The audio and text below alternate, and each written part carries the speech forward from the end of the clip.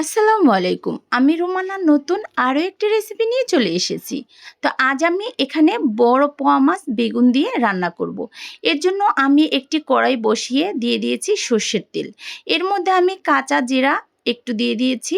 এখন আমি দিয়ে দেব পেঁয়াজ বাটা 2 চামচ, রসুন বাটা 1 চামচ, জিরা বাটা আধা চামচ দিয়ে দেব আদা বাটা। এখন আমি মশলাটাকে ভালো করে তেলের সাথে একটু নেড়েচেড়ে নিয়েছি। এরপর আমি এখানে অ্যাড করে দিয়েছি হলুদের গুঁড়ো 1 চামচ, দিয়ে দিয়েছি শুকনা মরিচের ফাঁকি 1 চামচ, দিয়ে দিয়েছি কয়েকটা কাঁচা মরিচ, স্বাদ মতো লবণ। এখানে আমি একটি টমেটো কেটে রেখেছিলাম, তো টমেটোগুলোকে আমি অ্যাড করে দিয়েছি। এখন এই মশলাটা কষানোর জন্য অ্যাড করে দিব পানি।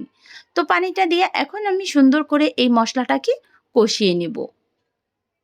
তো উপরে তেল উঠে আসা পর্যন্ত আমি মশলাটাকে কষিয়ে নেব।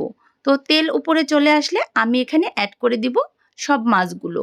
তো এখানে আমি বড় সাইজের একটি পোয়া মাছ নিয়েছি, আর এই পোয়া মাছটা খুবই বড় ছিল। তো মাছটাকে সুন্দর করে ধুয়ে কেটে পরিষ্কার করে এখন এই মশলার সাথে ভালো করে আমি মাছগুলোকে কষিয়ে নেব। তো এভাবে আমি সবগুলো মাছ উল্টিয়ে পাল্টিয়ে দিয়ে ভালো করে কষিয়ে নেব। এখন আমি এখানে চিকন চিকন করে বেগুনগুলো কেটে রেখেছিলাম।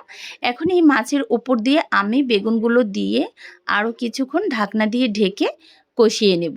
তো এভাবে এরকম পোয়া মাছ দিয়ে বেগুনটা যদি মাখা মাখা করে রান্না করা যায় তাহলে খেতে কিন্তু ভীষণ মজা হয়। আর যদি হয় এরকম বড় পোয়া তাহলে কিন্তু আরও ভীষণ মজা হয়। তো এখন আমি ঢাকনা তুলে আরও একটু আলতো হাতে মাছটাকে নেড়েচেড়ে দিব। তো এভাবে আমি সবগুলো মাছ সুন্দর করে নেড়েচেড়ে দিয়েছি। এখন আমি আরও কিছুক্ষণের জন্য একটু ঢাকনা দিয়ে ঢেকে দিব। তো এরপর আমি আরও কিছুক্ষণের জন্য ঢাকনা দিয়ে একটু ঢেকে রেখেছিলাম। এখন আমি ঢাকনা তুলে এভাবে একটু ভালো করে নেড়েচেড়ে দিয়েছি। তো মাছটা কিন্তু সম্পূর্ণ কষানো শেষ। এখন আমি এখানে ঝোলের জন্য পানি অ্যাড করে দিব। তো পানিটা দিয়ে এখন আমি আরও একটু আলতো হাতে এভাবে নেড়েচেড়ে দেব। সত্যি এভাবে তরকারিটা মাখা মাখা করে রান্না করলে খেতে ভীষণ মজা হয়। আর এখন আমি এখানে পানিটা দিয়ে এরকম আলতো হাতে একটু নেড়েচেড়ে ঢাকনা দিয়ে আরও কিছুক্ষণের জন্য রান্না করে নিব।